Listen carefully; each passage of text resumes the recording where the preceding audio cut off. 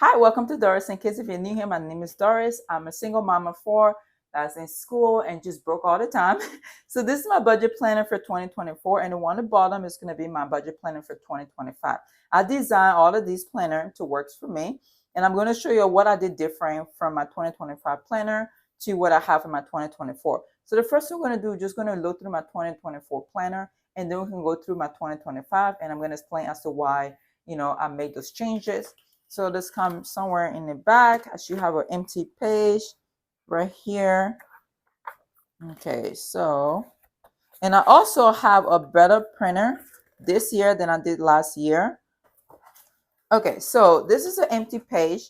So this is what my budget planning for 2024 look like. I have at the beginning of the monthly overview for my 2024 planner, and I just have the month to write down when things are due. And at the bottom, I usually just use this empty space to write what I'm trying to focus on for that specific month for my finance, either like my emergency funds or like the tube fees or things like that. I write that on there. So then when you go to the next page, what I had in here is I have my month, and then I have my income, budget, and then I have my expenses. I don't have a fixed or variable expenses. I just have expenses in one section, and I have what I'm budgeting and what I actually spent. And then up here I had a little blank area to write, and then in here I have my saving tracker, and then here I have my debt tracker.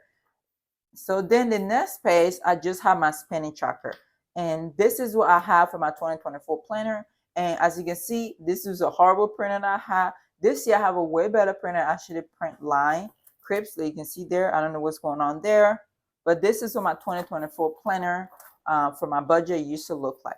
So right here, this is my 2025, and the only difference with this is a letter size, and this right here is going to be a classy size once I fix my cover. This is, let me see, this is a regular classy size cover, and this is the one I actually got right because I had to figure out what percentage I needed to decrease it by the letter size, because my cover is in letter size when I design it, to be able to print the classy size. And this is the correct size, and as you can see, it's that big. This is the regular size. It's fit perfect on there, but this is a little bigger. So my budget planner cover is a little bit big right now, so I need to go back in and trim that down. I just haven't done that, but that's what I'm going to be using for that. This right here is going to be my budget cover. It's just right now I don't have it on the disc because I only have 3 months of my budget printed out, so I just put it in the back of my catch up planner. That's why this cover is yellow right now, but it's the same size. I need to cut this down as well. Okay, so let's go to that. Okay, so the difference is for this page is nothing different from my 2024 to my 2025. It just have a blank page. I just need a little bit upset it so that's not punching into that. And then I have this section up here to write down what I'm focusing on for that specific month. So then we flip it open. This is where the biggest difference comes. Oh, this paper is really thick. I thought it was 2, but it's not. So this is where the biggest difference come into play. So on top right here, the difference is I do have my month as before, and I have my income as before. The difference is up here I have my sinking fund I want to work on for that specific month. As you can see, I really need to offset it. I'm working on fixing all of these out, but I'm going to use this fine. But this is for my sinking funds. This is what I'm budgeting. This is what I actually say for the month. I wanted to have that on this page because my sinking fund I was horrible with that last year working on it. So I want to have things saved up because a lot of my saving was going into stuff like my registration for my car and things like that. So I want to work on my sinking fund. So I have that up here.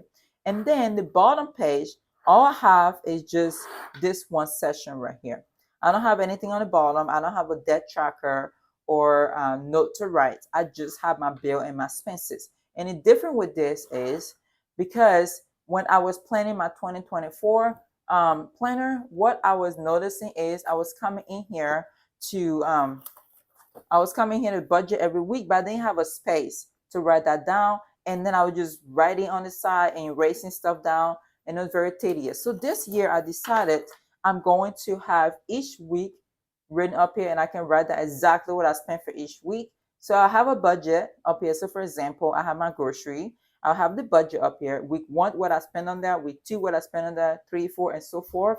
And at the end of the month, I'll have an actual. On the bottom, I just have my total. So every week I'll come in here, out of all my total for what I spend for everything, and just keep going to make sure I keep on, on my budget plan. and the money that I have, that I'm not spending too much and stuff like that. And then the next section, it still have my bill, my expense tracker. It has my date, description, amount, if I use cash, debit card, or credit card. The reason I wanted to have this on here because I'm going to be doing the cash envelope, the wallet thing that I have. And I want to be able to write if I use cash or if I use debit card. That way I can take that out of my wallet. This is a new one I have in my Etsy shop, but this is what I'm talking about. I'm going to show you what it is. The two I'm using is in my car right now because I keep it in my car, because if I'm going to spend something, I'm going to be taking my car. But this is what it looked like, and it have 20 envelope in here, and it just open up. I can put a cash, and I also have a little paper printed out to help me keep track to what I'm spending in there. So this is just what I'm talking about. So that's why I wanted to have up here, if I'm using cash, if I'm using debit card, credit card, that way it's easy for me to go back in here and keep track, and for me to know what I'm spending. Because if I'm using for credit or debit card and I still have cash in here, at the end of the month when I'm budgeting, I'm going to think, oh, I spent $50 instead of spending $60 because I spent $10 on debit card. So I want to put that up here. That way, whenever I come in here, I can compare. Okay, that's why I still have $150 in here instead of $140 because I use a debit card for that specific category. So I have two of these spending tracker because I figure I shouldn't need more than two. This have a lot of space on it. If I'm using more than two, then I need to cut back on my spending. And then it just repeats itself to the month, to what I need, and it just keep going. So this is one thing I'm going to transfer from my 2024 to my 2025 planner. Is I'm going to have my year goals for my money. I'm going to size it down and put it in here to help me for that. And then I'm going to have a saving tracker in here also. I'm going to write all my banks. This is the banks I have right now. And if I have cash on hand, like I have this little thing up here I'm going to be using to put change in there and things like that. Just an empty tea container. I'm going to use that every month to track what I have for my saving total in each specific account, and then total overall for what I have for that month. And the other thing, I'm going to transfer my bill tracker to see what I spent on each bill. Okay, and then the other thing, I have a sinking fund tracker up here. Write down what I need for specific things, and that is all I'm going to transfer from 2024 to my 2025 budget planner. This is what my 2025 budget planner look like. If you have any question or suggestion, please comment down below, and please don't forget to like and subscribe to this channel. I'm going to be posting a lot of budgeting video and nursing and just me trying to survive as a single mom, y'all. So thank you so much for sticking around watching this video. Have a blessed day. Bye.